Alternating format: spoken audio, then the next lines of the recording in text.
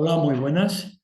En este cuarto Congreso Europeo de Naturopatía, uno de los temas a tratar es el tema de la historia. Por lo tanto, esta ponencia va a tratar sobre historia de la naturopatía y concretamente sobre el criterio naturopático en la escolástica. Y vamos a explicar la importancia que tiene el pensamiento escolástico, ¿eh? y su influencia en la historia de la naturopatía. Es importante esta investigación por el concepto como tal, tanto de salud, que es importante, como también de ese abordaje. ¿Qué concepto de salud? Se planteaba concretamente en la escolástica, ya no durante la Edad Media concreta, que ahí también hay temas muy interesantes para encontrar las raíces del pensamiento naturopático.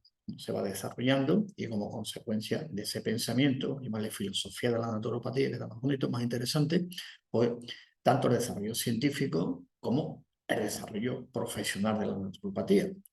Porque aunque la naturopatía históricamente el punto de partida es finales del siglo XIX, principios del XX, exactamente la fecha 1892, con Benedicto Luz, es cuando se puede hablar de historia de la naturopatía. Y antes de que hablamos, pues, dentro de la historiografía o de la metodología histórica, pues siempre hablamos de los umbrales de la naturopatía, los previos. Y anteriormente, ¿de qué hablamos? De criterio naturopático en. Porque si empezamos a utilizar esos términos clásicos de que la naturopatía es anterior a existe tal, como a veces otras ciencias, ¿no? Que es un abuso de la historia, en cierta manera, de la interpretación histórica. Por lo tanto, vamos a hacerlo en el sentido estricto científico, como hay que hacerlo, entendiendo lo que es la historia en sí. La historia, evidentemente, se puede contar, como dice, siempre la cuenta cada uno a su manera y según intereses, pero también existe una metodología de investigación en la historia para llevarla a cabo. Lo otro es, pues, historiografía, novela, que se puede escribir literatura al respecto, pero vamos a hacer lo más estricto posible utilizando la metodología de la historia, que carga como tal, y sin faltar, evidentemente, a razonamiento, también la filosofía de la historia, que es importante también. Por lo tanto, el título es Historia de la naturopatía, el criterio naturopático en la escolástica, la regula vitae.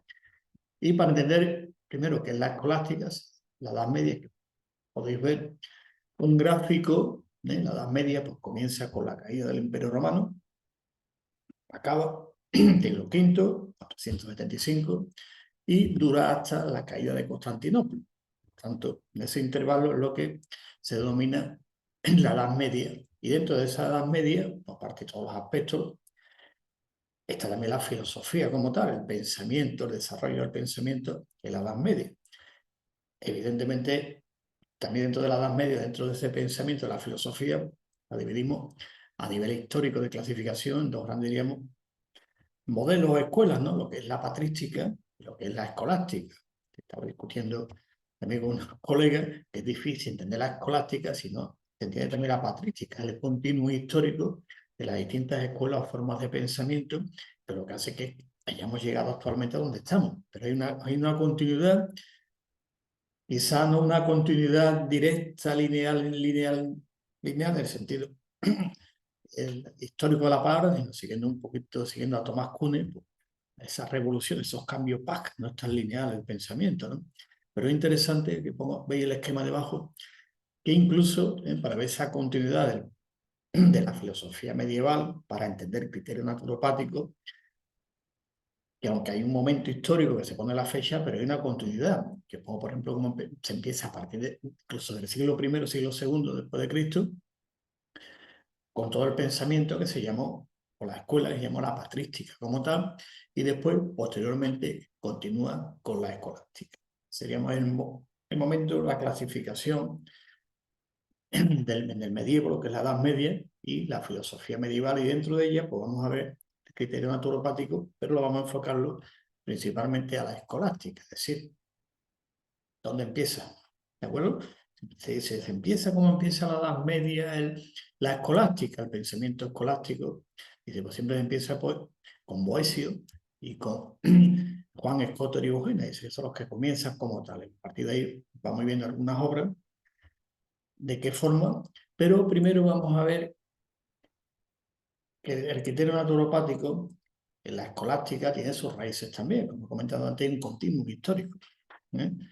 No es lineal, pero hay un continuo histórico y se basa, evidentemente, en toda la cultura griega. Eso no se puede olvidar, el pensamiento griego, y dentro del pensamiento griego, todo lo que corresponde al concepto de salud está recogido en el corpus hipocrático. Y en el corpus hipocrático, y después los grandes pensadores, tanto Aristóteles como Platón y las escuelas que continuaron. Por ejemplo, la teoría moral, que empieza con Aristóteles, pues dura en Europa hasta el siglo XVIII. En la escolástica se recoge también, sí, se recoge también, sí. Y todo el corpus hipocrático, todas las teorías, precisamente la teoría humoral, lógico, que se recogiera también. Pero vamos a ver primero cómo llega desde Grecia, todos los acontecimientos de tal manera, cómo va llegando y va convergiendo ¿eh? En la escuela que se llama o modelo escolástico de pensamiento. A ver cómo va llegando, que es importante saberlo para ver el continuo, de dónde viene y cómo va llegando. De toda la escolástica, estaba explicando el tema, lo has visto, escolástica significa escuela, es como el concepto de ilustrado, que un ilustrador que sabe es la escuela escolástica, un término muy interesante también, que deriva también del griego, como habéis visto también, y la escolástica pues, se entiende como una escuela de filosofía o doctrina de pensamiento, porque en aquella época la filosofía va a estar supeditada a la teología, que después ya se intenta conciliar razón y fe, y dentro de esa razón y fe hay un concepto también del cuerpo, del concepto platónico, el cuerpo era la cárcel del alma, ¿no? Llega a la Edad Media en ese proceso de pensamiento, concretamente con los benedictinos, con la reforma del Cister que se hizo, San Bernardo de Claraval, ya el cuerpo no es la cárcel del alma, sino que es el templo del Espíritu Santo. Hay un cambio, en ese cambio se enmarca el concepto que vimos en el nombre de la ponencia, se llama la regula vitae. Vamos a regular nuestra vida en consonancia con el orden del ser, es decir, un orden natural y un orden del ser, la naturaleza, fruto de la creación. Si vivimos en armonía con la naturaleza, pues como decía San Bernardo, vivimos en armonía con Dios. Y para vivir en armonía con la naturaleza, cumplir con las leyes naturales que en aquella época se conocían. El equilibrio, que ahora iremos viendo un poquito algunos conceptos muy interesantes, pero esta es la idea central. Orden natural, orden del ser. Vivir en armonía con la naturaleza y vivir en armonía con el ser que es Dios. Por lo tanto, y para conocer a Dios se parte de la naturaleza, es decir, conocer a Dios por analogía. Sí, era el planteamiento resumido así bastante, pero esa es la idea central de la concepción de salud que había. Si tener salud, hay un equilibrio. ¿Y ese equilibrio cómo se da? Pues con la propia naturaleza y en consonancia después cuerpo-alma, corpus-ánima, corpus-ánima. Ese equilibrio es fundamental. Por lo tanto, todo ese aspecto que estoy comentando, pues se va desarrollando, pero con el apoyo de toda la filosofía greco-latina, que es importante. Esa en Grecia, lo veremos también, una vez que cae Roma, toda esa cultura posterior, cómo se va desarrollando y quién es el punto de unión, toda esa cultura greco-latina y toda la cultura medieval a través de lo que se ha llamado la cultura monacal. Aquí, a grosso modo, pues, contando un poco lo que es la escolástica para que se entienda como introducción, como la vemos, ¿no? Y vamos a tratar un autor central que es Santo Tomás de Aquino, y otra gran monja de aquella época, una gran escritora, Santa Hildegarda de Bingen, considerada la patrona de la naturopatía. Y aquí, pues, unos representantes de esta corriente, ya comenté con los cuales se empieza, y entre ellos los más destacados, pues, Anselmo de Canterbury, Guillermo de Ockham y Tomás de Aquino, que ahí vamos a sacar algunos textos en latín de la Suma Teológica para entender el concepto de salud y el criterio naturopático implícito que se desarrolla, que es muy interesante.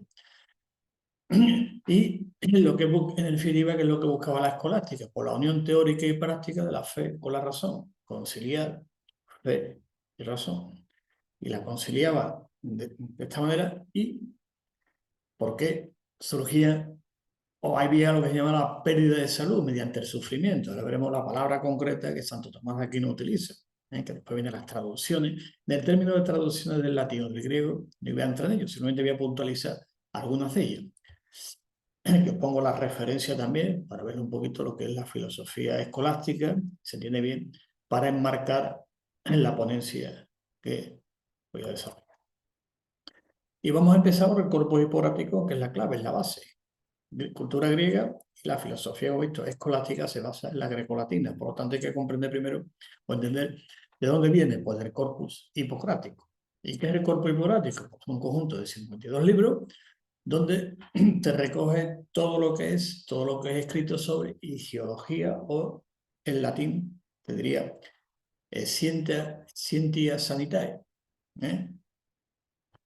Importante las traducciones. Digo que no voy a entrar en ellas, pero aquí lo traducí directamente como ideología, ¿vale? Para no entrar en otros conceptos que ya está desarrollado en otras conferencias. Entonces, recoge los escritos sobre ideología recopilados en la Biblioteca de Alejandría y que va del siglo V antes de Cristo al siglo III después de Cristo. Este recoge lo llama el Corpus Hipocrático. Cuando iba preguntado que si Hipócrates arriba, ese debate ya no hay, ya no está en la historia, ya no está. Si Hipócrates no existió, no escribió nada, no existió como tal, como figura histórica. Tiene un planteamiento también, un porqué también, que le voy a entrar en el detalle, simplemente puntualizar temas de que se le denomina corpus hipocrático, que no se le atribuye evidentemente a Hipócrates, porque fijar los siglos que abarca. Se recopila en la Biblioteca de Alejandría y hay un apartado que le llamaban ellos que venía de los mares, que lo traían los marineros en los barcos y de ahí van recopilando y son, fijaros que del siglo V antes de Cristo al siglo III después de Cristo. Entonces son 52 libros y para entrar un poquito, que la descripción es importante para ver cómo se recoge posteriormente en la Edad Media y en la escolástica.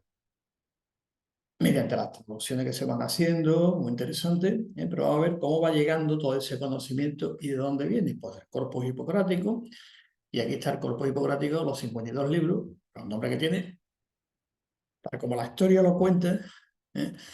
Repito, no voy a entrar en las traducciones, son las más correctas, no más correctas, dejamos por otro momento, pero para que se entienda lo dejamos directamente pues, en la clasificación clásica general. Esto que vemos aquí a la izquierda, bueno, el primer libro es el juramento, el Orcos, juramento, y viene aquí, este lo he puesto aquí porque el juramento, fijaros, la primera vez se descubre en el siglo XIII en una cruz bizantina que está ahí puesto. Y el juramento clásico es de origen pitagórico. Aquí voy poniendo, sin entrar, repito que es importante, quiero decirlo, en las traducciones, ¿vale? Vamos a dejarlo así.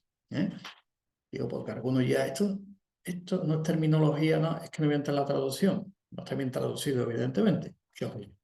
Pero sí voy a poner el énfasis en origen, de dónde viene cada libro, que es importante para entender después dónde se recoge todo y cómo se va desarrollando y después desde la Edad Media, desde la escolástica pasa, humanismo, renacimiento y sigue.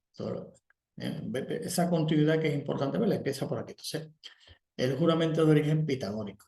La ley, que también es otro de los libros muy interesantes también, han editado muchos de ellos, están en español también traducidos, están en latín, en griego. La ley es de origen platónico. La escuela platónica también es muy interesante. Sobre el arte, está relacionado el autor con el sofista Hipias, lo que se le llaman, clásicamente le han llamado los presocráticos. Esta traducción, lo dejo tal como dice la historia y como están muchos manuales en la mayoría, ya iremos haciendo traducciones más literales. Sobre la medicina antigua, periarquies y atriques. ¿De acuerdo? No tiene nada que ver con la traducción. Si me preguntáis, ¿y la traducción literal cuál es? Puede ser, arqué significa origen, origen, ¿no? El origen, el arqueo, el origen, ¿no? No es antiguo, es el origen, y atrique significa sanador. No significa medicina. El tema de la guerra médica, que ya hemos comentado muchas veces también, ¿no? Y este descrito de procedencia Cos o de Nido, no se sabe. Cos y Nido son las dos clásicas escuelas que había más escuelas, pero estas son las más destacables, la escuela de Cos y la escuela de Nido, que desarrolla prácticamente, pues casi todo, no vamos a ver mucho de los libros que componen el corpus hipocrático. Sobre el médico, Periotrón, volvemos a lo mismo, la traducción literal es sobre el sanador, y otros no eran médicos, evidentemente. ¿De acuerdo? Pero dejemos las traducciones. Este es un escrito compuesto en el siglo I después de Cristo, sobre la descendencia, también del siglo I después de Cristo, no se sabe el autor. Los preceptos es una obra posterior a Epicuro. Epicuro fallece, muere en el año 278 a.C., parece ser. Los aforismos, que hay muchas traducciones de los aforismos, todos hemos leído los aforismos, bastante, pues se imita el estilo de algún filósofo oscuro que tampoco se sabe cuál es, ¿de acuerdo? Después los contenidos de átomos fisiológicos, vamos a ver algunos de ellos concretos y fijaros, volvemos a lo mismo, algunos ni se conocen ni autor ni posiblemente dónde pueda venir. Es sobre la anatomía, sobre pericardio, sobre el corazón, atribuido probablemente a Filistión, son estudios filológicos muy interesantes, sobre las carnes, influencia pitagórica, especialmente el capítulo 5, sobre las glándulas, sabe el autor, sobre la naturaleza de los huesos tampoco, sobre la naturaleza del hombre, atribuido a Polibio, que era posiblemente ese yerno de Hipócrates.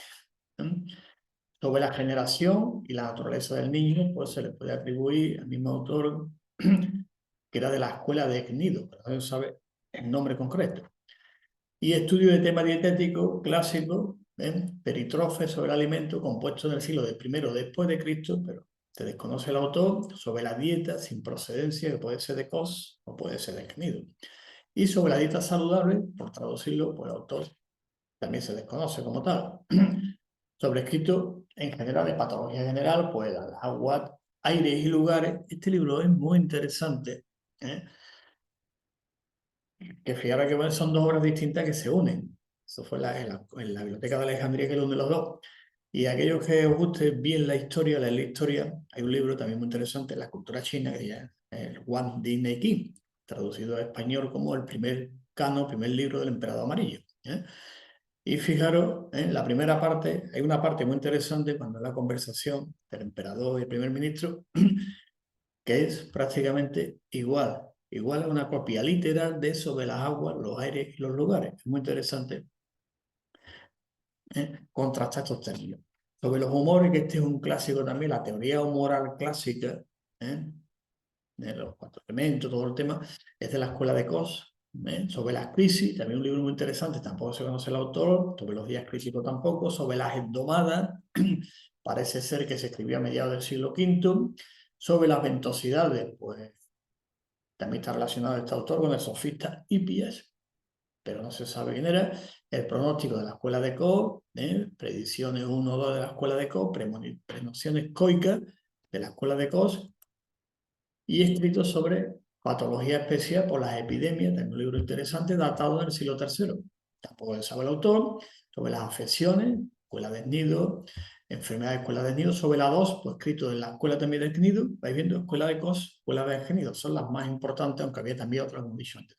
Todas las afecciones internas, peritón en tos patón, escrito de la escuela de nido también, y el libro sobre Perierin Nusson, de Morbo Sacro, esto es muy interesante, compuesto en el siglo I después de Cristo. Y aquí unos datos de Ventanillo, para no alargarme mucho en este tema, simplemente nombrar temas, los autores, y que veamos cuál es la documentación en base que llega a la Edad Media para tener un concepto de salud y un criterio. Se basa corpus hipocrático, ¿de acuerdo? La enfermedad sagrada del siglo I después de Cristo, pues los lugares en el hombre, pues no se sabe quién es el autor. La epidemia, pues el siglo III, otra vez la escuela de Cnido, escuela de Cnido, afecciones internas, pues lo mismo. La enfermedad sagrada de Peries Nusson. Vais viendo que hay dos términos, que es pato y noso. Pato y noso, ¿lo ven, no? Pato y noso. Son dos conceptos diferentes. Lo dejamos ahí, Lo dejo ahí como pregunta, que se vaya desarrollando. Pero es muy interesante la distinción entre noso y pato. ¿Ves la diferencia? Es importante cómo salen varios libros con distintas denominaciones que no significan lo mismo. Patos y noso. ¿De acuerdo? Lo dejo ahí. Otra vez la escuela del nido, escrito en el siglo I después de Cristo, sobre los lugares, como digo, no se conoce de dónde viene. y de contenido propiamente terapéutico sobre la dieta en las enfermedades agudas, periodontitis en Oseón, que en la escuela de COS cambia, y sobre el uso de líquido, pues el autor pues tampoco se sabe. Y lo he escrito ya, quirúrgico concreto, para que veamos que en el cuerpo hipocrático se recoge de todo, que a veces dice, no, es que proviene, que dice, no, hay de todo. Después, el criterio naturopático viene de un tema muy concreto que lo veremos después. Quedamos por ahí, pero viene de todo, igual que en otras obras clásicas se escribe de todo, ¿eh? ¿De acuerdo? De otras ciencias de la salud y de la nuestra concreta, que es la naturopatía. Por lo tanto, el criterio naturopático también está aquí, el cuerpo hipocrático, aunque también hay otras ciencias de la salud que también tienen su sustrato aquí también histórico, ¿de acuerdo? No entro en comparación.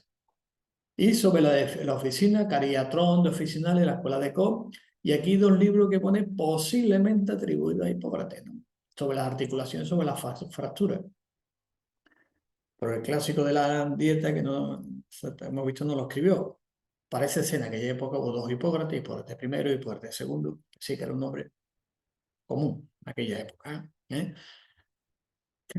Después sobre las palancas, en la escuela de Cos, otro de la escuela de Cos, sobre las úlceras no se sabe, hemorroides pues tampoco, y sobre la fístula tampoco el autor. Vemos cómo se habla prácticamente de casi todo, ¿eh? Y escrito oftalmológico hay uno sobre la visión, tampoco se sabe quién es, y ginecológico también, muy interesante, todo el corpus completo sobre las vírgenes, escuela de nido, escuela de nido, escuela de nido, vais viendo, vamos viendo aquí, donde escuela, este, sobre la embriotomía también de la escuela del nido, y aquí, por ejemplo, sobre la dentición, pues no hay autor tampoco, ¿eh?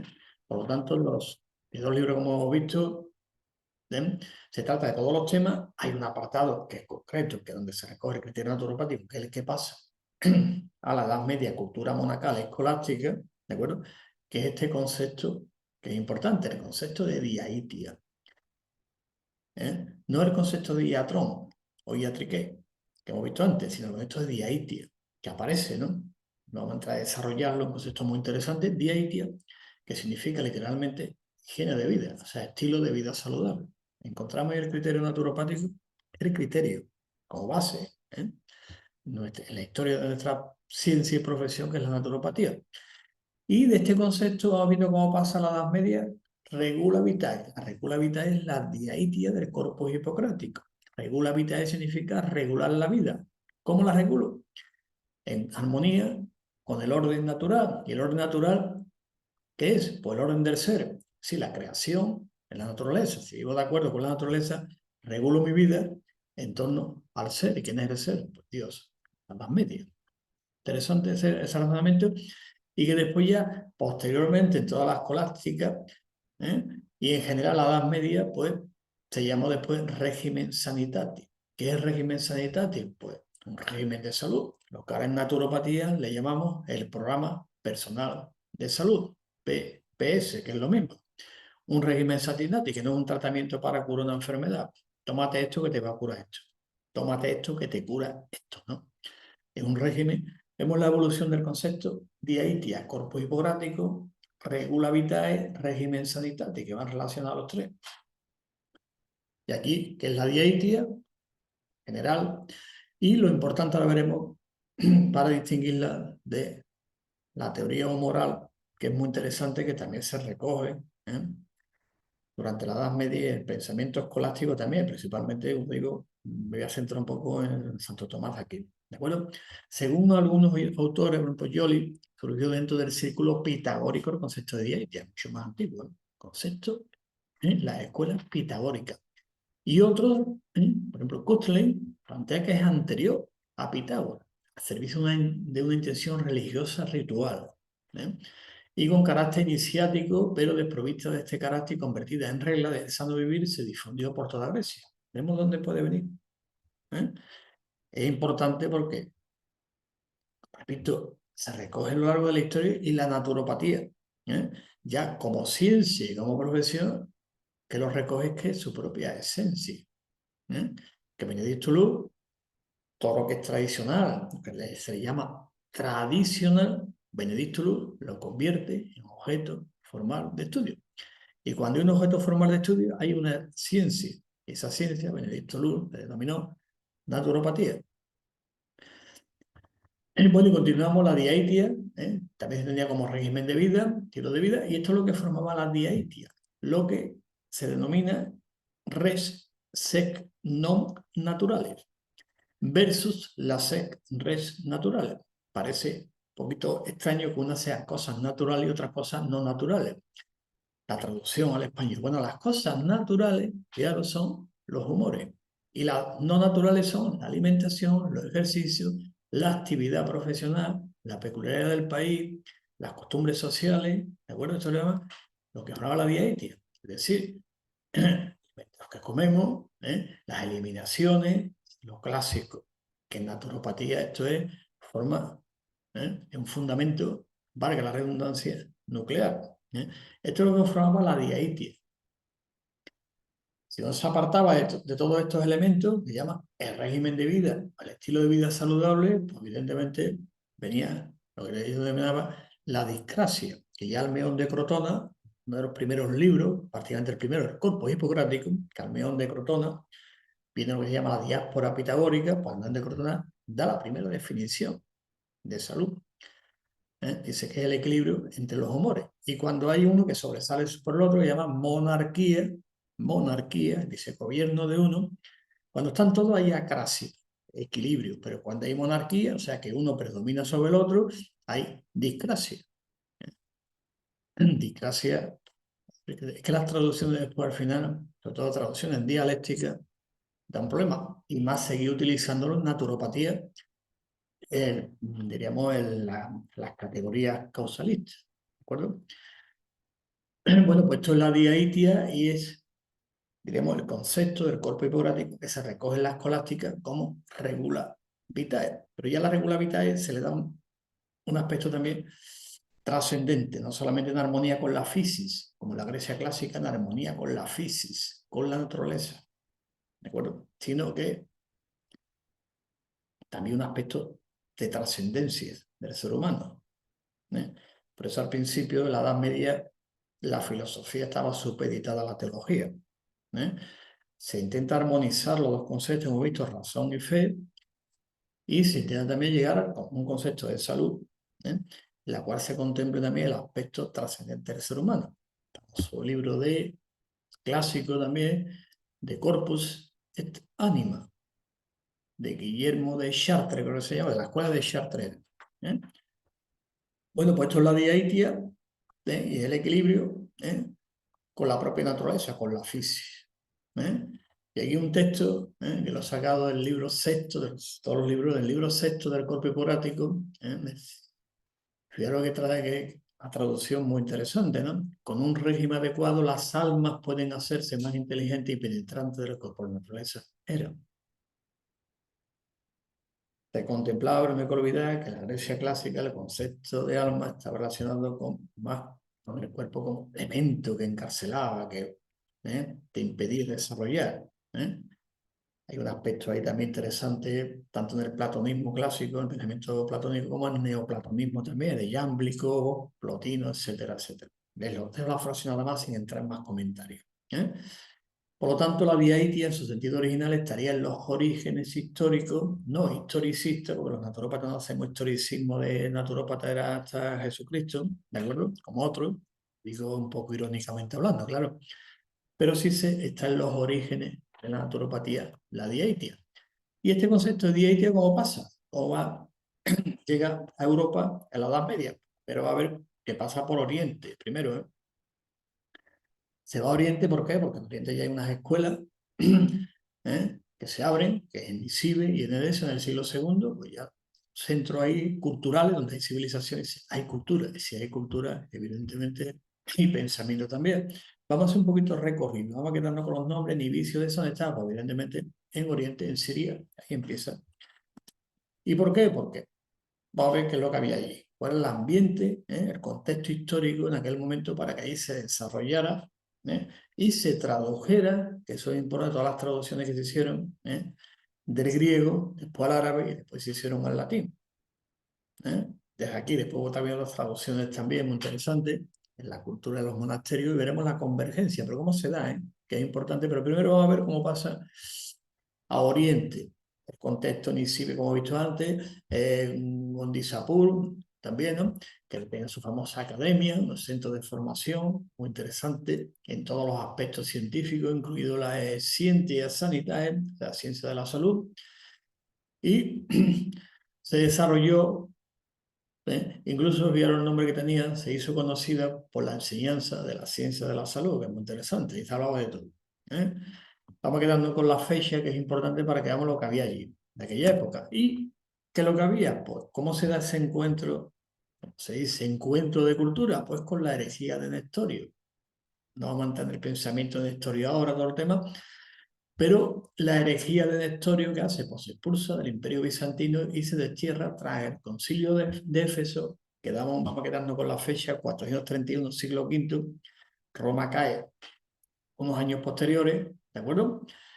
¿Y qué es lo que hace? Pues evidentemente dice, ¿qué hago? Si de aquí ya no puedo estar, ¿qué hago? Pues me voy. ¿Dónde me voy? Pues donde ya hay una cultura, hay un proceso y hay ya unas comunidades que ya eran nestorianas en principio, seguían a Nestorio, que era obispo también. Entonces la herejía los pulsan de la iglesia, los pulsan de todo, y dice, ¿dónde me voy? ¿Dónde hay ya unas comunidades y evidentemente hay también ya una civilización concreta? Por eso vimos en las fechas anteriores y lo que había en aquel momento. Entonces, te van para allá, la cultura ya estaba allí, no te olvides también Alejandro Magno, la helenización, situemos el contexto histórico que hemos estudiado, ¿de acuerdo?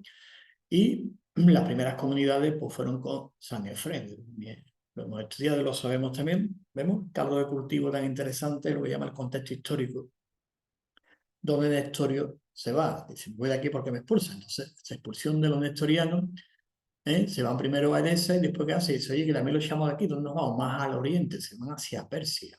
Y allí encuentran asilo y Nestorio ¿qué es lo que hace? Pues evidentemente todo lo que era la cultura griega, entre ellos el corpus hipocrático, sí, no lo llevamos para allá.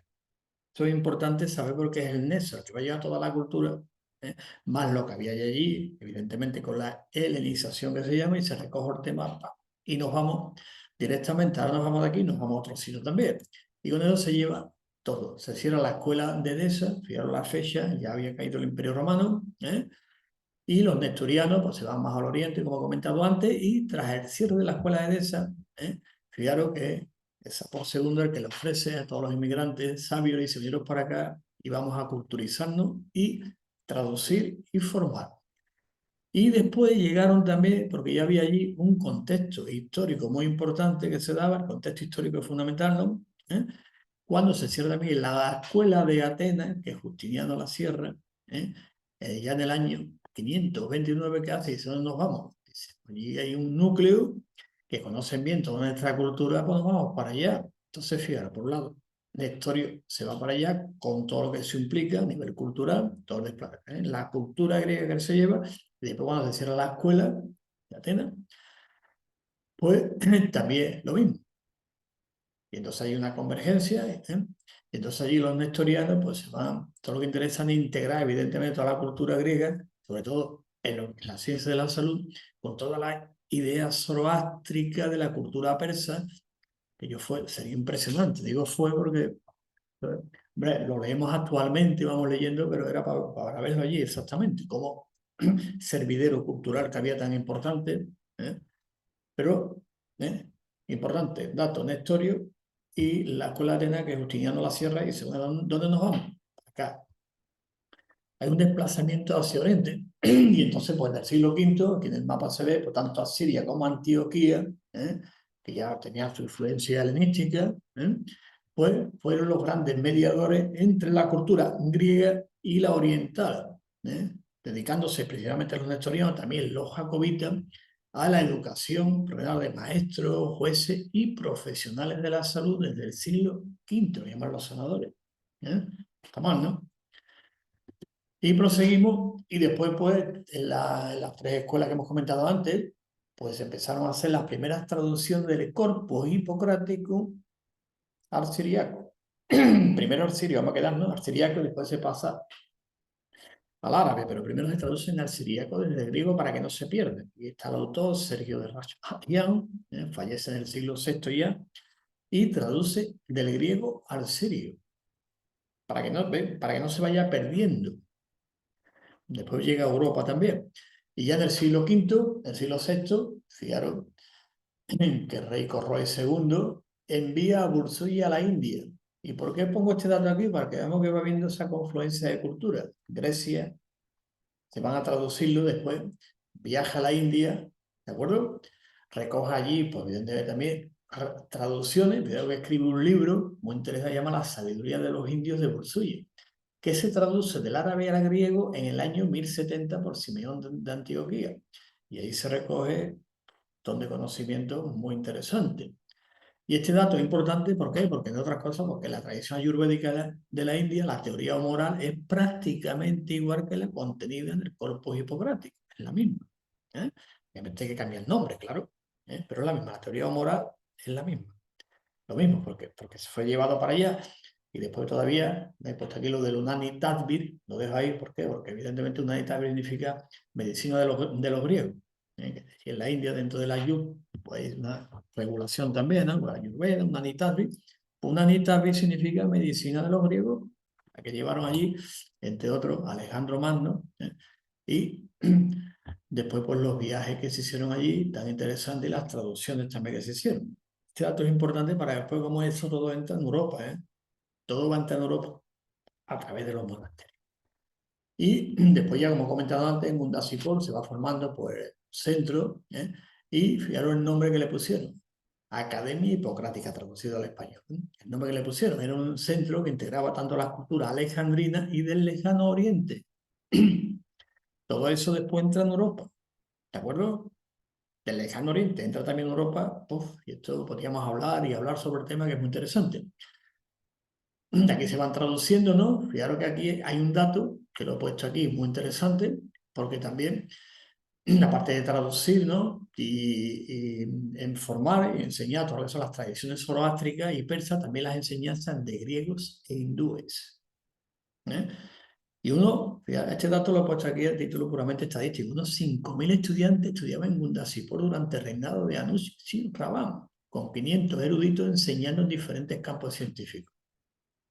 Este dato no es que sea interesante, es importante por la idea que a veces tenemos de algunas culturas.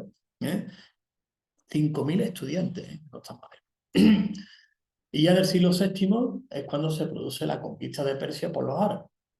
Por lo que tanto, el saber griego pasa a los árabes. En el siglo VII hasta el IX, el centro receptor, donde estaba antes Mundasipur, y se pasa a Bagdad. Y otro dato importante a tenerlo en cuenta, por lo que después llega a Europa. En el siglo VIII, a raíz de la conquista de Samarcanda, o sea, la famosa batalla de Samarcanda, los árabes entran en contacto con la cultura china. Lo dejo ahí, no voy a entrar en detalle, igual que con la cultura india no entro en detalle para ver qué es lo que entra después en Europa a través de los monasterios, y eso llega al pensamiento escolástico, o sea, la filosofía escolástica con los conceptos. Y ya después, del año 832, el famoso califa Al-Mamun funda la Casa de la Sabiduría en Bagdad. Y a partir de ahí se organiza la escuela, emulando evidentemente pues, lo que se había hecho anteriormente, y se empieza a traducir y formar. Por lo tanto, los cristianos nestorianos fueron una genuina correa de transmisión del conocimiento científico y filosófico, porque van los dos unidos. Sin filosofía no hay ciencia, y sin ciencia no hay filosofía. ¿De acuerdo? Greco-romano a la entonces incipiente cultura islámica, luego del Islam, este acervo de conocimiento volvió a Europa otra vez. Pero ya venía incrustado conocimiento de Oriente, de China, de la India. Ya venía, sí, de Grecia, y después se recoge todo este conocimiento y después se transmite también a través de las traducciones. Bueno, pues el movimiento, vamos a ver el movimiento. Ya he visto lo que estaba Oriente, pero que estaba pasando en Europa, en la península itálica. En Italia, Roma cae, y dice, ahora que Roma, que pasa ese conocimiento donde se recoge. Más el conocimiento que evidentemente había llegado también de Grecia hasta Roma. ¿Dónde se recoge? ¿Qué es lo que se hace? Bueno, quizá el punto de unión de esa cultura que queda ahí, greco-latina, pues la figura cumbre es Casiodoro. Y curiosamente Casiodoro era de origen sirio. Sus antepasados eran de Siria, curioso, ¿no? Y el que pretendió, pues evidentemente que no se olvidara, después de que llega a caer Roma, que se llegan los bárbaros, ¿no?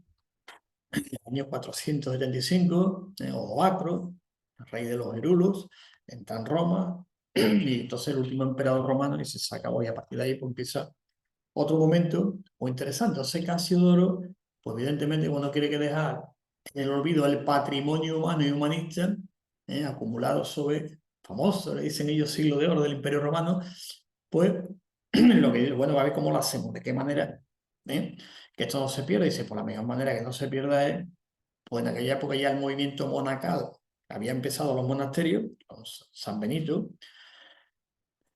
fundar el monasterio Montecassino y empecé ya los benedictinos, la orden benedictina con la regla benedictina, entre ellas la regula vitae. Entonces Casiodoro, él funda un monasterio muy parecido también, al final evidentemente pues convergen, queramos o no, por lo tanto el objetivo, lo que pretendía Casiodoro era que no se perdiera toda esa gran cultura y todo lo que en aquel momento pues recogido, la tradición. Y intentó, pues evidentemente, ese encuentro cultural no solamente con la cultura romana, sino con la cultura gótica que venía también, intentó lo que se ha llamado el encuentro cultural de diálogo, de reconciliación. Y entonces, pues, él se dedicó, siempre se dice en el argot, en cuerpo y alma, es decir, incluso sus riquezas materiales, para que aquello no se perdiera y como en aquella época lo que había era los monasterios, lo que se ha llamado el movimiento monástico, que ya se iba desarrollando en las tierras cristianas, dice, por lo menos que aquí no se pierda, y entre aquí no se... Empezó con un monasterio concreto que se llamó el Vivarium, y está puesto, fundó el Vivarium, y en el Vivarium, que era un cenobio, pues en aquel momento pues se empezaron, pues aparte de las labores clásicas de un cenobio, sí, parecido a un monasterio, pues de otras cosas, pues evidentemente, pues la traducción que era importante. Aparte del trabajo que hacía, la traducción que era muy importante, ir traduciendo para que de este modo ayudaran en la transmisión de la gran cultura a las futuras generaciones. Para eso fundó el Vivario, para que no se perdiera la cultura. Vamos viendo Nestorio, Casiodoro, que no vaya, para que después en Europa llegue. ¿eh? Y no estoy hablando de eurocentrismo con esto, simplemente es que la historia es la historia, cómo va llegando y después se va desarrollando. ¿De acuerdo? Y dentro del vivario se funda lo que llama el escriptorio, y exactamente donde se rescataron, tradujeron y copiaron las obras de Hipócrates, Discórides, Galeno y muchos otros. Y entre ellos Casiodoro escribió su famosa enciclopedia de historia natural. El esfuerzo fue tremendo para que no se perdiera nada de nada. Y ya vamos viendo cómo va entrando en lo que llaman la cultura monacal. Es que no había otra forma de conservar. Va entrando por aquí y ahora veremos todo lo que es de Oriente, que había allí, cómo entró también. Pues evidentemente a través del mundo árabe, del Islam. ¿Dónde entra? ¿Por Europa dónde? ¿Del Al-Ándalus? ¿Dónde correctamente? En Córdoba. Empieza el Califato de Córdoba, que en el momento del siglo XIII para la universidad es la biblioteca que más libros tenía de toda Europa. Y ahí empieza todo un proceso impresionante de cultura que después se va a España y después una convergencia desde toda la cultura, la tradición árabe que entra, traducciones que van entrando con Europa. Hay un punto de unión, entre ellos pues, hay dos que son importantes, entre ellos la Escuela de Traductores de Toledo, y después otras escuelas también que se van formando también en la zona mediterránea, que es importante también destacarlo, y traductores, por ejemplo, como Constantino el Africano y otros más, que se van formando, digamos, los gérmenes, el germen después, germen, no me refiero a germen en plan patógeno, sino el inicio de lo que después llamaron las universidades. Antes se llamaban estudios universales, y después de ahí pasaron a llamarse universidad. Vamos viendo cómo va ese proceso de traducción y de confluencia tan interesante. Y después ya con el comienzo de la Edad Media, pues todo ese conocimiento que había sobre la salud en general, ¿dónde pasó? Pues evidentemente a los monasterios. ¿Por qué? Porque ofrecían muchas ventajas. Entrar allí es que no había otra opción. Donde había más cultura, ¿y cuál es el idioma oficial en aquel momento? El latín. y se desarrollaron muchas actividades relacionadas con la salud. Se produjeron multitud de textos que se escribieron, otros se tradujeron, que dieron lugar a montones de bibliotecas, elementos fundamentales en la enseñanza, que no había otra forma de enseñar. Los monasterios se llaman siempre cultura monacal, y los monasterios disponían también, supongo aquí lo destaco, que es importante, de un jardín o huerto donde se cultivaban las famosas plantas medicinales. Tenían todo su huerto, sobre todo los benedictinos principalmente, porque en el momento las tres grandes órdenes, la primera son los benedictinos, después tuvieron también los franciscanos, y la otra eran los dominicos, o sea, que las primeras que empezaron, ¿no? Entonces, los benedictinos tenían su jardín botánico que se llama, siempre, y una habitación colocada junto al armario de los pigmentos, lo que llama botica, lo pongo entre comillas por la traducción, donde había un monje sanador. Lo traduzco literalmente porque para no abusar del lenguaje, podía haber dicho que era un naturópata, sí, podía haberlo dicho, sí, pero no, dejamos así. Hay un historiador español muy bueno, que ya ha fallecido, que de tanto libro de historia de dicho, no, historia de los sanadores, como sanadores hay muchos. Hay un giro ahí. El tema entonces lo dejo directamente donde un monje sanador, que todos entendemos lo que eso significa, no vamos a ponerle ningún nombre, ¿de acuerdo? Y elaboraba sus preparaciones, compuestos, característicos, muy parecidos de los conceptos de salud hipocrática que hemos comentado antes, de la diaitia principalmente. Estamos ya llevando al criterio naturopático. Y no hay que olvidar también, lo importante también, diríamos, el aporte sustancial de la influencia también religiosa. Es decir, había conceptos de salud hipocrático y también una influencia religiosa que es importante tenerlo en cuenta. El cuerpo es el templo del Espíritu Santo, no una cárcel, pero es, ¿de acuerdo? Es una dimensión que también en el mundo griego también se recoge bien, aunque se le hace exacto del mitológico a la fisis, pero también queda ese reducto de ánima, el ánima mundi. Bueno, pues además el hecho de que los monjes viajasen con frecuencia, pues también era otro factor que favorecía el intercambio de conocimiento científico que en aquella época se desarrolló. Y una de las órdenes monásticas más influyentes en el desarrollo y aplicación del criterio naturopático, repito, criterio naturopático, fueron los benedictinos. Y de la diaitia de los griegos y posteriormente arabizada, pasó a la regula vitae de los benedictinos. ¿Y esto qué supone? Pues un peso integrador del marco conceptual que desarrolla la diaitia de higiene de vida, añadiéndole, repetimos, la clara influencia religiosa. La naturaleza es obra y creación de Dios. Si respetamos y vivimos en armonía con la naturaleza, estaremos cumpliendo con la ley divina. Orden natural, orden del ser. Entonces, un claro giro hacia la naturaleza como creación y por tanto la ética está deducida de un ser supremo, con clara referencia a su creación. ¿Sí? El ser, orden del ser, orden natural, deber ser. Adecuo mi deber ser a qué? A orden natural, que es lo que tengo más adelante, que diríamos, es lo que la escolástica se debatió, cómo integrar razón y fe. Dice, ¿qué es lo que tengo más inmediato? Dice, la naturaleza. Pues me voy a armonizar primero con ella. Mi ética, mi deber ser, la adecuo a lo que tengo delante, a lo que veo. ¿De acuerdo? Y a partir de ahí conoceré a Dios. Como decía Santo Tomás de Aquino, conocer a Dios por analogía. Ese razonamiento centra, ¿de acuerdo? Corpus hipocrático, dimensión religiosa. Armonización, razón y fe. ¿De acuerdo? Por tanto, la salud de que depende de una armonía con la propia naturaleza como creación divina. Ese es el concepto de salud de la escolástica. Y esos criterios naturopáticos, su contexto histórico.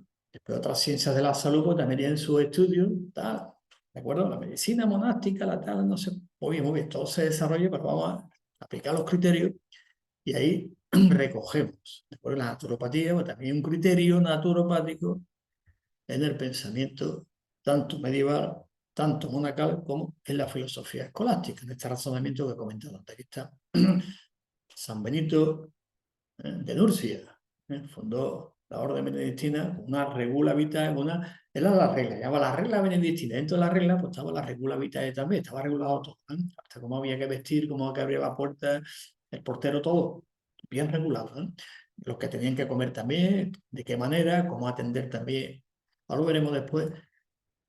Y aquí ya entramos, quizá, una de las personas, no llamarle personaje que no me gusta como tal, ¿no? Pero Benedictina, ella, que actualmente es considerada la patrona de la naturopatía.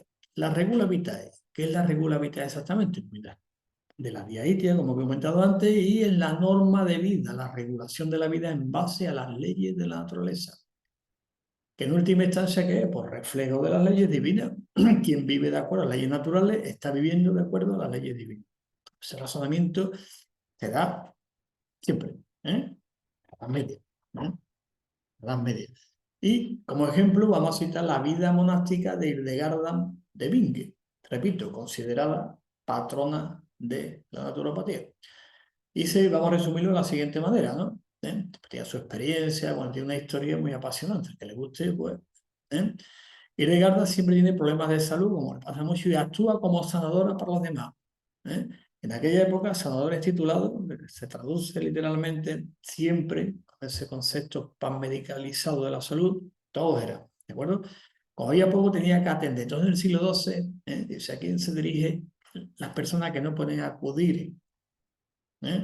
Pues se dirigía a los monasterios, donde solía haber siempre, como bien sabemos por la historia, un hospital. Y entre los monjes y monjas había algunos que tenían conocimientos sanitarios. En muchos monasterios del siglo XII, pues ya del siglo XIII, se les dijo a los benedictinos que no podían utilizar, que no podían ejercer como sanadores. En el siglo, creo que fue en el siglo de París, en el siglo XIII, les digo, dedicaros a rezar, y esto no lo hagáis. Digo, no me acuerdo el nombre. Y que por hospitales para tener a los pobres, peregrinos, una casa especial para la sangría, una institución muy importante en aquellos tiempos, un jardín de plantas, es decir, pues ya hemos comentado que había en todos los monasterios. Pues la regla benedictina dedica un capítulo a los que habían perdido la salud, capítulo 36, que se han servido como si fueran realmente el Cristo, con toda solicitud. Qué curioso, ¿eh? Y el saber que se aplicaba, esto es importante destacarlo, dentro del criterio naturopático, un saber global, no existían aún las especializaciones. Y Hildegarda, Santa Hildegarda después, pues Santa y Santa Hildegarda de Bingen, escribe obras que revelan una cultura notable y un saber enciclopédico, sí, integrador para aquella época, porque no había especialidades. Después también compuso música, bueno, impresionante, ¿no? Y escribió bastantes obras, siempre se nota, el carácter científico, con hechos bien observados, dedicaba mucho a la observación, con mucha intuición e ideas nuevas. Pero para aquella época, evidentemente, no se puede jugar desde aquí, faltaba, pero para aquella época, mucha observación, mucha empiria, y mucha intuición, y a partir de ahí, pues, los resultados eran evidentes. Entonces, su conocimiento científico y experimentado, que ya intuyó muchas cosas que después la ciencia posteriormente fue corroborando. Entonces, que pongo algunos libros, están traducidos a español. La primera vez que entré en contacto con la obra de Hildegarda de Bingen fue en Francia. El primer libro tengo en francés, después ya se fue traduciendo al español también. Y es una obra muy interesante, porque interpreta el concepto de la salud, siempre lo interpreta a la luz de la fe, y de la visión interior que ella le caracterizaba. Decía, corpus et anima, corpus et anima. No lo separaba, el corpus del ánima. O sea, el cuerpo del alma, evidentemente. ¿Y cómo debería ser esta práctica de la salud? Según los benedictinos, Edgar de Bingen y todo, pues empleaba la herebología, que era clave, las estudiaba, tenía hemos visto sus jardines, las catalogaba, siempre anotando las propiedades, observando cómo funcionaba, consideraba a la persona en su unidad física, psíquica y espiritual, corpus et anima. Y examinaba la persona entera, se preguntaba el porqué y la causa de problemas de salud. Y claro, corpus et anima. Entonces, asociaba la sanación del espíritu con la del cuerpo y al revés también, una interacción dinámica, que ya Descartes recoge posteriormente, porque Descartes estudió también en los Cordeliers, que escribió su libro famoso, incluso el método en latín, el latín es res extensa, res cogita, tan unida, tal tema. Pues fijaros qué interesante dentro del criterio naturopático de aquella época, la interacción, dice, si uno, cuerpo, el alma y el cuerpo. Si sana uno, sana al otro, y al revés también. Mens sana in corpore sano. Se llama Juvenal, gran poeta romano. Y sabía que los pensamientos y los sentimientos mal integrados pueden favorecer la pérdida de salud también. Eso también estudio muy interesante. Pues veremos una cita de Santo Tomás, después la de un latín, que viene explicando claramente lo que es los benedictinos y después también posteriormente dentro de los benedictinos, pues Edgardo de Bingen, ¿no? Principalmente, después San Bernardo de Claraval y algunos más también muy interesantes, que desarrollaron todas estas teorías y prácticas. Tuvo una gran fama de sanadora, otro tema, y era una sanadora holística y humanista para aquella época, es decir, aplicable el criterio naturopático en su práctica sanadora. Aquí literalmente lo digo, criterio naturopático. Tuvo muchas críticas posteriores al tema, pero si leemos bien su obra dentro de su contexto histórico, no fuera del contexto es fácil, ¿no? Esta mujer decía, no, aquel contexto. Con lo que hice, de dónde venía todo su conocimiento, pues las traducciones, lo que hacía, de su intuición y todo lo que hacía. ¿De acuerdo?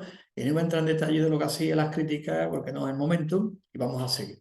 Por lo tanto, tenemos ya. Y aquí ya, después de ir de Garda de Bingen, pues viendo ya cuál es el concepto de la escolástica, de dónde viene, por un lado, ¿eh? Y por otro, Casiodoro, Nestorio, Oriente, Casiodoro lo integra los monasterios, después se dan la mano en las dos grandes culturas, evidentemente. Pues aquí os traigo un texto, lo dejo en latín para que no pierda en la traducción, pierda nada de su esencia. Aquí estaba la clave del pensamiento o del concepto de salud, siguiendo, porque estaba evidentemente de una manera intrínseca, inmersa, el criterio naturopático en la obra de Santo Tomás de Aquino, su famosa Summa Teológica.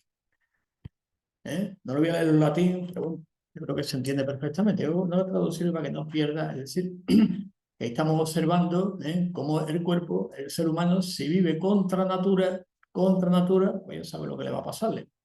Evidentemente, y después veremos cómo hay una fuerza interior que decía Santo Tomás, que es el que hay que apoyar siempre, hay que apoyar y ayudar siempre para que se restablezca la salud. ¿Cómo restablece la salud? Por volver otra vez a la natura. Lo veis arriba y dice, itaigitur contingent body quod es contra natura hominis. Vel quantum a rationem, vel quantum a corpore conservationem. Y así va explicando que cómo el cuerpo se puede conservar junto con el alma. El alma, el orden del ser, el orden natural, orden del ser. Y cuando se va corrompiendo el cuerpo, ya en la parte corporal, ya se va viniendo abajo y aparece aquí un término que sí lo quiero subrayarlo, porque evidentemente las traducciones, veis aquí, ay, se me ha ido un poquito, un segundito, me ha ido por atrás, aquí está. Aegri, sibec aegritudine. Aegritudine, pues claro que a veces se ha traducido eso como enfermedad. Evidentemente esta palabra, dentro de ese contexto escolástico, de Santo Tomás, diríamos la figura cumbre también de la escolástica, este concepto de aegritudine, más bien se asocia con ese sufrimiento, que como decía también Santo Tomás de Aquino, es la ignorancia, es sufrir. Ese sufrimiento es lo que hace que induzca que el cuerpo, de esta manera, se aparte o viva contra natura, y el sufrimiento. Entonces, agritud, aunque algunos lo traducen la enfermedad con ese concepto de los universales, de la Edad Media todavía, algunos lo traducen a agritudine o agritudo, como la enfermedad después la disposición a enfermar. Fíjate que por eso. ¿Cuándo significa eso? Que enfermedad en latín todo el mundo sabe cómo se dice. ¿Sí? Fijaros que utiliza la palabra aegritudine, que se puede traducir por sufrimiento, que lo que hace que, de cierta manera, el desconocimiento induce al sufrimiento. Y como le dice también, y el dolor hace que tomes conciencia de que estás viviendo contra natura. Y si vives contra natura, estás viviendo contra divino, o sea, contra Dios. Curioso el razonamiento, pues lo dejo aquí en latín, un poquito comentar algunas cosas también. Aquí está la parte ánima también, animae, que algunos dice animae, lo pone dentro dice animae. Animae significa alma, ánima, alma. No lo traducen como psique. Bueno, Se puede traducir también, pero en definitiva lo que Santo Tomás de Aquino, suma teológica, concretamente de este texto que he extraído, recogido, muy interesante, pues se puede resumir su pensamiento. Complejo, evidentemente, y resumir pensamientos de Santo Tomás de Aquino es complicado, pero es simple a este nivel. Y para completar esto, la Scientia Sanitae de Santo Tomás, nombre latino, Scientia Sanitae, que se puede traducir por ciencia de la salud. Cuidado que no pone, no voy a entrar en el tema, ¿de acuerdo? Pero ya me estáis entendiendo. Sí. Se basa en una larguísima tradición que se remonta evidentemente a la antigua Grecia. ¿Veis cómo llevamos entrando? ¿Veis cómo llevamos conectando? Y la fuente principal de este conocimiento pues, son los tratados naturales de Aristóteles y posteriormente, evidentemente, Galeno, porque ya dije antes que la teoría moral surge con Aristóteles y dura en Europa hasta el siglo XVIII. ¿Cuándo? Cuando se descubre la célula.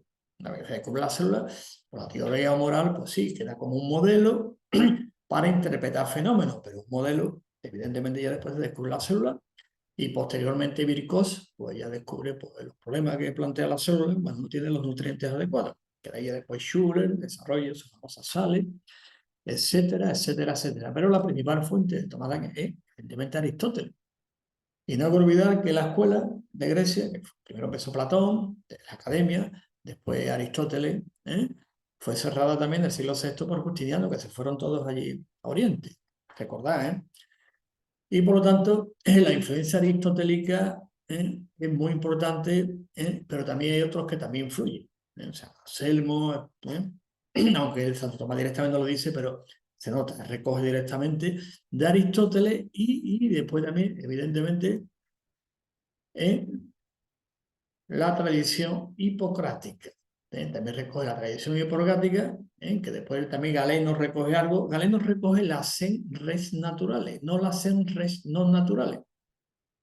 Que eso en la Universidad de Sevilla hubo un gran debate y ahí empezaron a llamar los galenos, le llamaban, pero no voy a entrar en ese detalle porque es importante que Galeno se quedó con las res naturales, no con las res no naturales, que eso forma parte de la diaítica, ¿de acuerdo? Después eso se une con influencias platónicas, evidentemente, con esto del alma, la reminiscencia, etcétera, etcétera. Y esto forma la base de la ciencia sanitaria del pensamiento de Tomás de Aquino, que en definitiva es la escolástica. ¿De acuerdo? ¿Y cómo conoció a Santo Tomás de Aquino? Que no lo dice, pero se ven los textos donde lo recoge y voy, entramos ya a la tradición árabe, Averroes y Avicena.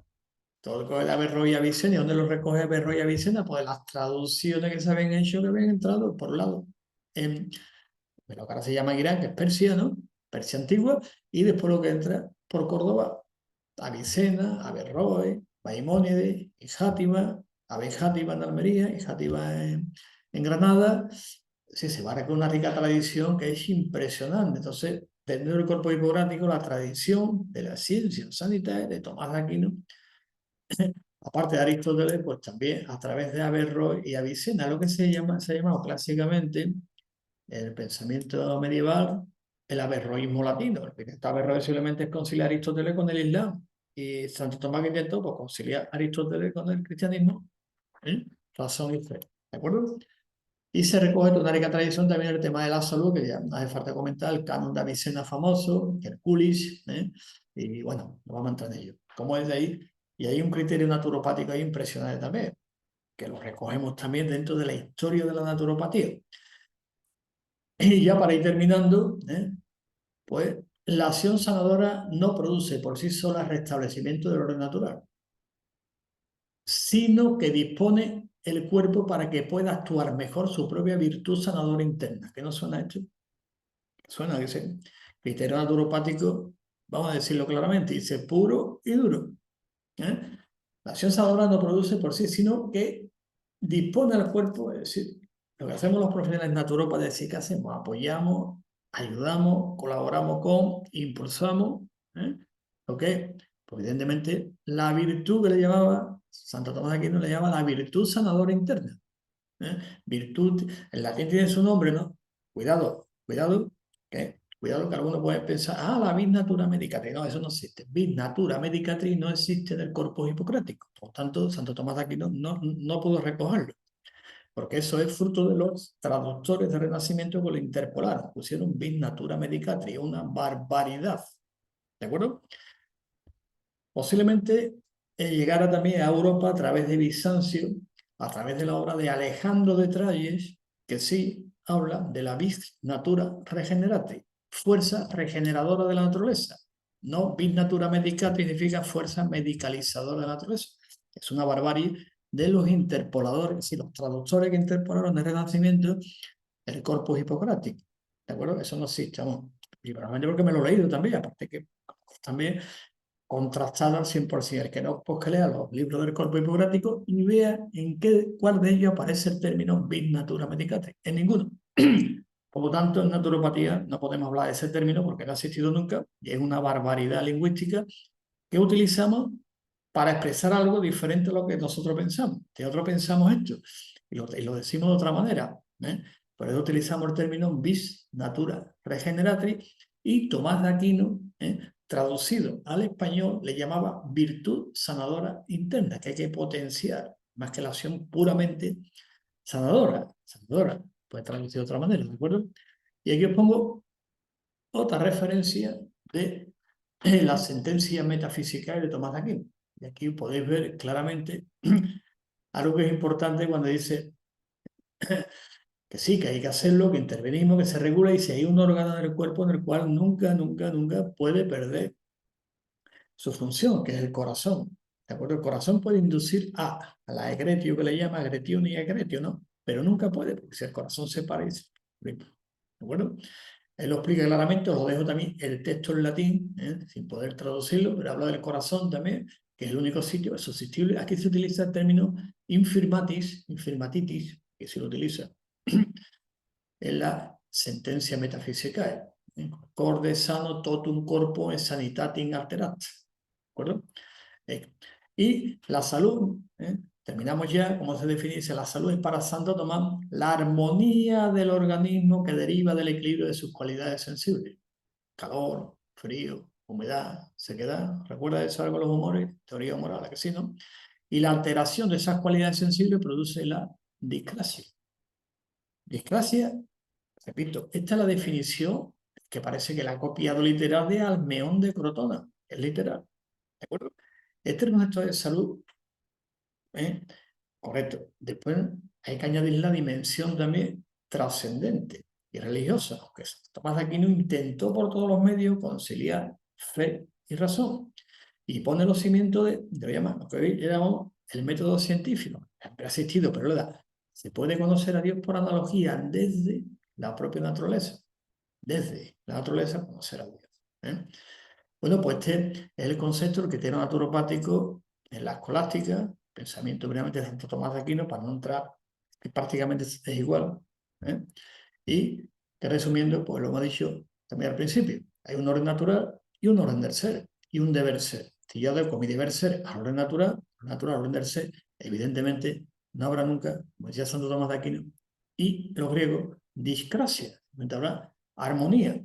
Y esa armonía, pues evidentemente, ven cuerpo. Ánima es cuerpo. ¿De acuerdo? Ánima es cuerpo. Corpus et anima.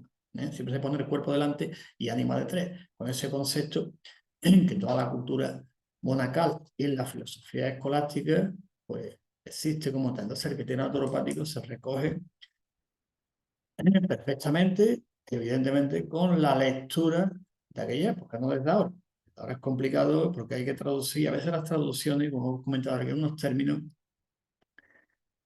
que según el marco conceptual, evidentemente es entendible, las categorías se traducen de una manera o se traduce de otra. ¿De acuerdo? Eso es importante también. Si yo como leo esto, porque tengo esta ideología, pues esta es la interpretación que le doy. ¿De acuerdo? Y el que tiene un naturopático intenta por todos los medios que el sesgo histórico sea lo mínimo posible, porque he contrastado autores también, ¿no? Para ver un poco el concepto de aquella época. Todo San Bernardo, Bernardo de Claraval, por ejemplo, y toda la escuela de Chartres, para ver un poco cómo era el concepto de salud y el concepto de cómo se pierde la salud y cómo se recuperaba la salud, según los conceptos clásicos y la lectura original que es el latín, no otra. Después, evidentemente, se interpolan las traducciones y, según el marco conceptual, se lo traducimos. Y el marco conceptual de la naturopatía pues también lo tiene como tal. Digo esto porque he intentado por todos los medios, repito, que el sesgo histórico sea lo menos posible, cosa que a veces es difícil conseguir. Hemos ya, muchas gracias por la atención prestada y si quiere alguien puedes conectar conmigo, pues aquí está mi nombre. ¿Eh? Y soy miembro, bueno, mismo, presidente de la Organización Colegio Naturopática, o sea, NFNA de España. Está en nuestra página web, colegionaturópatas.es. Podéis conocernos un poquito mejor qué es lo que hacemos, cómo lo hacemos, de qué manera, servicios que ofrecemos, todo, ¿no? Somos miembros también de la Federación Mundial de Naturopatía y este es el correo electrónico personal, por si queréis hacer alguna pregunta, algún comentario al respecto, alguna ampliación, porque el tema es muy amplio, evidentemente, y con muchas posibilidades de desarrollo también. Por tanto, este es el correo electrónico donde podéis mandar cualquier comentario. Y después ya, pues, el canal de Naturopatía TV, que es nuestra corporación, en el YouTube, pues también podéis ver todos los vídeos, todo lo que hacemos, todos los congresos, todas las actividades que desarrollamos aquí en España y a nivel internacional también. Así que muchas gracias por la atención prestada y en el próximo evento pues estaremos también presentes. Muchas gracias.